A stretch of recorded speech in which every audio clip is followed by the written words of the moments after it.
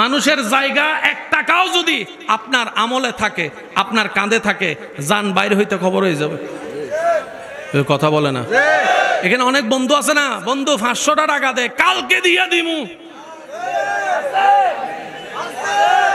দিছে 500 টাকা দিছে নি, 30 বছর পরও যদি কয় 500 টাকা দে, হে উল্টা ফাবর মারে, মরে গেছি নি আমি, এমন ভিক্ষুকের মতো করসকা। আওয়াজ দিয়ে বলেন আছে না নাই? কারো হক আপনার আমল নামায় থাকলে জান বাইরে হইতে কষ্ট হবে, সেজন্য যে পায় দিয়া দেন, না পারলে একটু হাত জোর করে মাফসান ভাই আমার তো সামর্থ্য নাই, আল্লাহ দিলে দিব, তুই আমার উপর কোনো রাগ রাখিস। আল্লাহ আমাদের সকলের হাজিরি কবুল করুক, আমিন। একটা সূরা আছে যে সূরাকে কোরআনের মূল বলা হয়, উম্মুল কোরআন বলা হয়, যে সূরাটা ছাড়া কোনো নামাজের নামাজ শুরু হয় না, সে সূরাটার নাম বলেন তো? সেই সূরা ফাতিহার মধ্যে যতগুলা লাইন আছে একটু আওয়াজ দিয়ে বলবেন, বিসমিল্লাহির রহমানির রহিম, আলহামদুলিল্লাহি রাব্বিল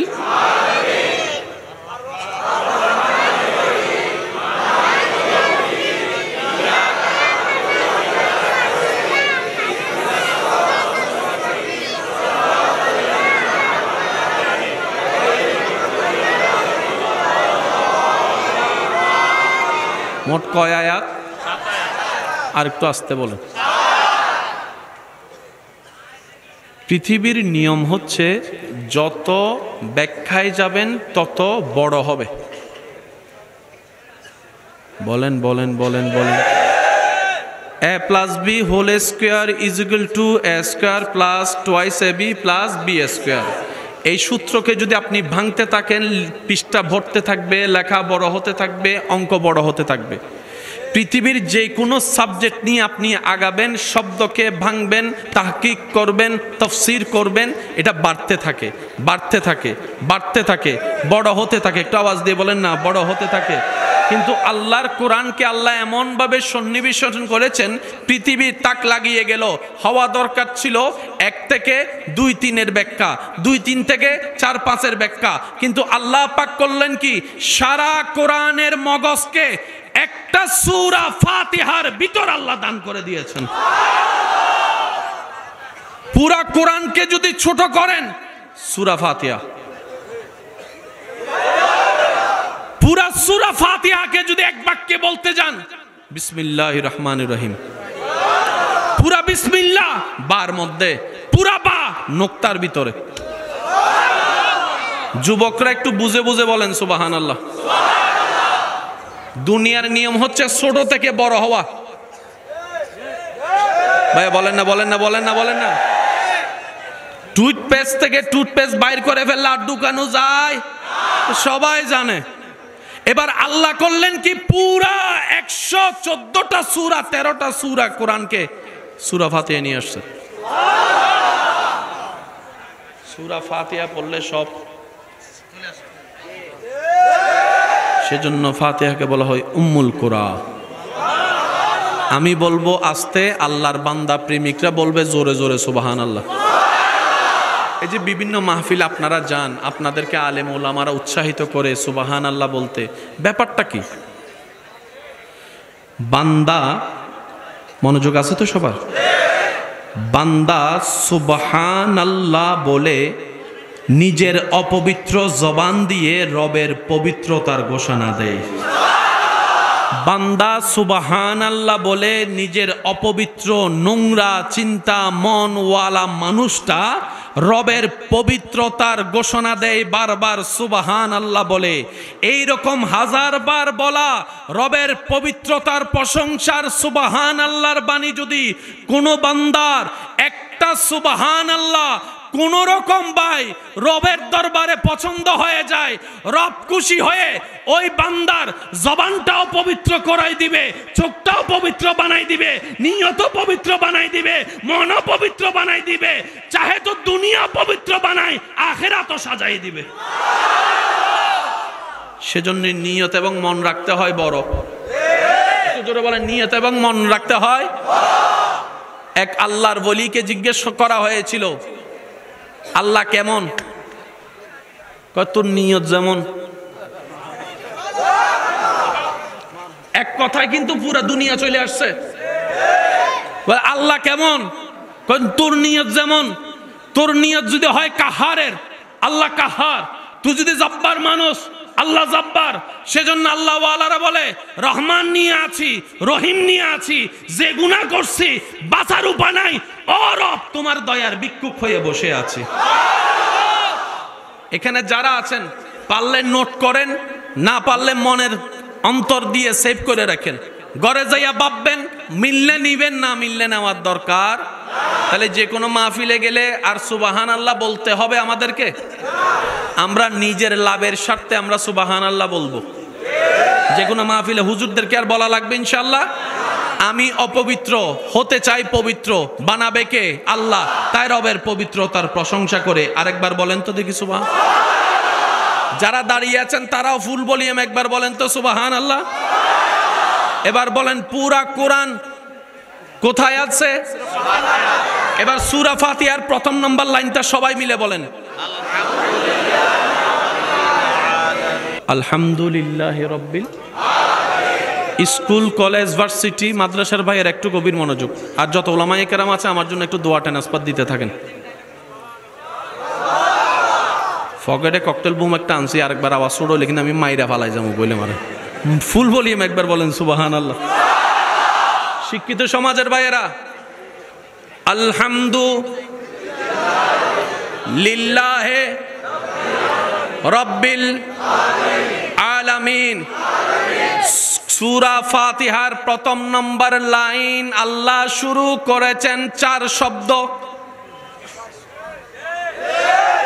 এবার পরেরটা দেখেন, আর রহমান, আর রহিম। জোরে জোরে জোরে।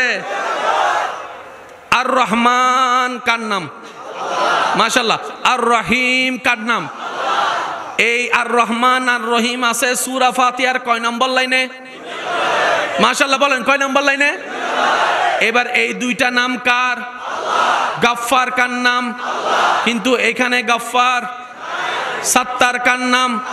কিন্তু এখানে সত্তার। জব্বার কার নাম? এখানে জব্বার। আছে কি? বলেন রহমান রহিম আছে কি? বড় চমৎকার বিষয়, এই ফাতিহা সহ বিভিন্ন সূরা শুরু করার আগে, বিভিন্ন ভালো কাজ শুরু করার আগে যেটা না পড়লে বরকত হয় না, সেটা হচ্ছে বিসমিল্লাহির রহমানির রহিম। 1000 বার পড়েছি, খেয়াল করার টাইম হয় নাই। এই বিসমিল্লাহর মধ্যে খেয়াল করেন, সেখানেও সেই দুইটা নাম দেখা যায় যেটা সূরা ফাতিহার 2 নম্বর লাইনে দেখা যাচ্ছে। বিসমিল্লাহির আলহামদুলিল্লাহি রাব্বিল আলামিন। আর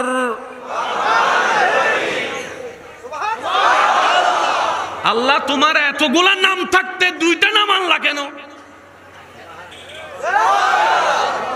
আপনার আমার প্রত্যেকটা কাজে আদেশ নিষেধে কারণ থাকতে পারে, আল্লাহর কাজে কারণ নাই মনে হয়। এমনে এমনে এমনে এমনে বলেন, আপনার নাক কয়টা? আমাদের নাক কয়টা? কয়টা? নাক দুইটা। আমাদের নাক কয়টা? ছিদ্র কয়টা?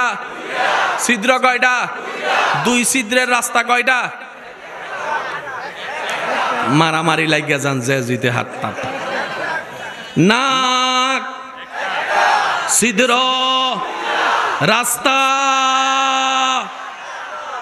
আল্লাহ নাকও দিলা একটা, রাস্তাও দিলা একটা, ছিদ্র কেন 2টা দিলা? রব বলে যে আমি যা দিই বুঝে শুনে দিই। আল্লাহ কারণটা কি? কয় শীতকাল আসলে বুঝবি। সুবহানাল্লাহ কয় না? এবার বলেন শীতকালে নাক জাম হয় কি হয় না? তো নিঃশ্বাস নেয় মানুষ কি দিয়ে? তো নাক যদি জাম হয় নিঃশ্বাস নিলেন কেমনে? নিঃশ্বাস না নিলে তো মইরা যাইতেন। তখন কয় ও একটা বন্ধ হইছে আর একটা চলে। সুবহানাল্লাহ। আর একটু জোরে বলেন না। মনে রাখবেন ভাইয়েরা, আল্লাহ যখন যা করে বান্দার ভালোর জন্য করে। আল্লাহ যেভাবে সাজিয়েছেন সেটাই কল্যাণ, সেটাই নিয়ামত। কথা বলেন ঠিক কিনা? এবার আসেন সূরা ফাতিহার 2 নম্বর লাইনে আর রহমান ভাইয়া ভাইয়া একটু মনোযোগ। আর রহমান। এবার আসেন, যদি কষ্ট না হয় একটু মনোযোগ দিবেন। আলহামদু বলেন। সমস্ত প্রশংসা, আমি যতটুকু বলি অতটুকু থাকেন। সমস্ত প্রশংসা, সমস্ত প্রশংসা কার জন্য? প্রশ্ন তো একটা থেকে যায়। আল্লাহ নিজেই উত্তর দিচ্ছেন, লিল্লাহে, আল্লাহর জন্য। কোরআনের ম্যাচিংটা দেখেন কত চমৎকার। আলহামদু, সমস্ত প্রশংসা কার জন্য? আল্লাহ বলছে লিল্লাহে, আল্লাহর জন্য। এবার প্রশ্নকারী প্রশ্ন করে, আল্লাহটা আবার কে? আল্লাহটা কে? আল্লাহ নিজেই বলছেন রব্বিল আলামিন। তিনি আল্লাহ যিনি আলামিনের লালন কর্তা, পালন কর্তা। বাস, এবার পুরাটা এক জায়গায় বলেন, সমস্ত প্রশংসা কার জন্য? আল্লাহকে, যিনি আলামিনের লালন কর্তা, পালন কর্তা। আল্লাহকে জোরে বলেন, যিনি আলামিনের লালন কর্তা। কিসের ভাই? একটু জোরে বলেন, কিসের? আলামিন কাকে বলে?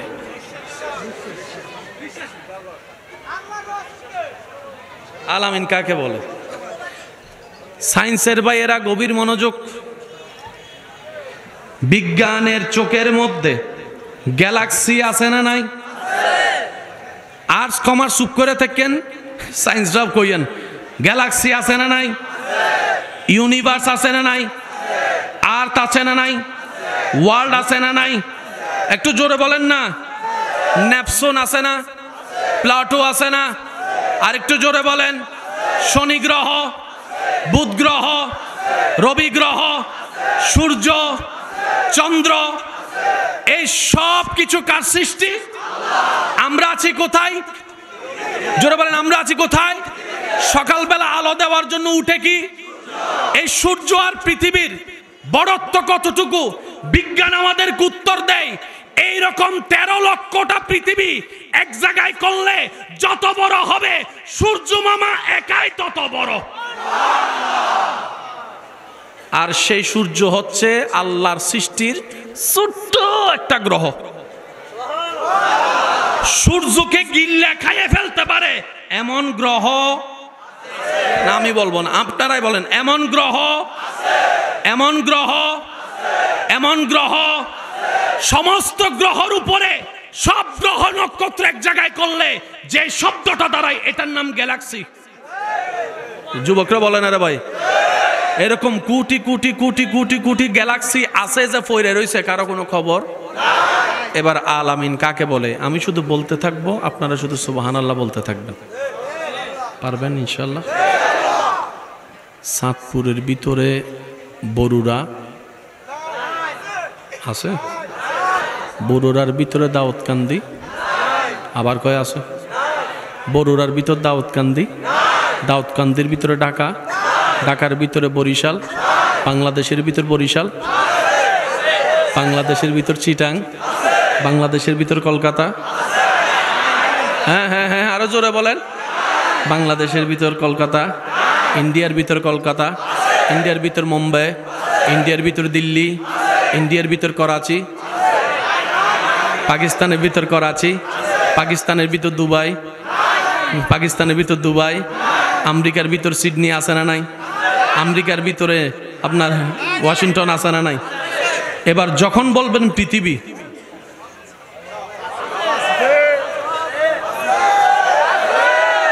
পৃথিবী বললে চিরাঙও আছে, ঢাকাও আছে, আফ্রিকা আছে, আমেরিকা আছে, সুইজারল্যান্ড আছে, নিউজিল্যান্ড আছে, ইংল্যান্ড আছে, ফিনল্যান্ড আছে, আপনার সৌদি আরব আছে, ইন্ডিয়া আছে, পাকিস্তান আছে, দুবাই আছে, আরব আমিরাত আছে, ওমান আছে, আফ্রিকা আছে, সব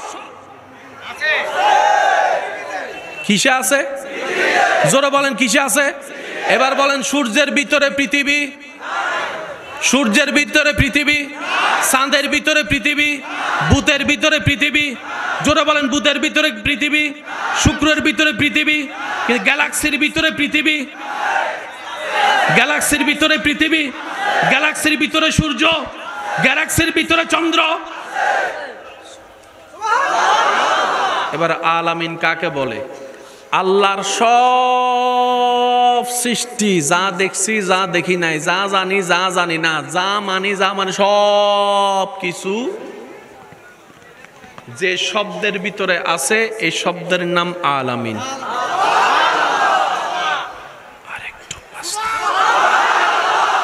এই আলামিনের ভিতর প্রথম আসমান আছে না?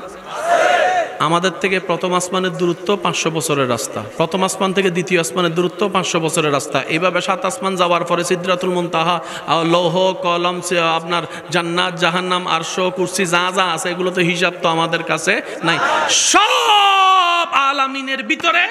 আর সেই আলামিনের লালন কর্তা পালন কর্তা রব্বুল আলামিন। সবকিছু কিসের ভিতরে? বাস 5 জনে বুঝলে চলবো, সবকিছু কিসের ভিতরে? আর আল্লাহ বলছেন আমি আলামিনের লালন কর্তা পালন কর্তা। এই শব্দটার দিকে মনোযোগ দিবেন। আমি আল্লাহ আলামিনের লালন কর্তা পালন কর্তা। আল্লাহ চাইলে বলতে পারতো আমি সৃষ্টিকর্তা, আল্লাহ বলে নাই। খালিক বলে নাই, বলেছেন আমি রব।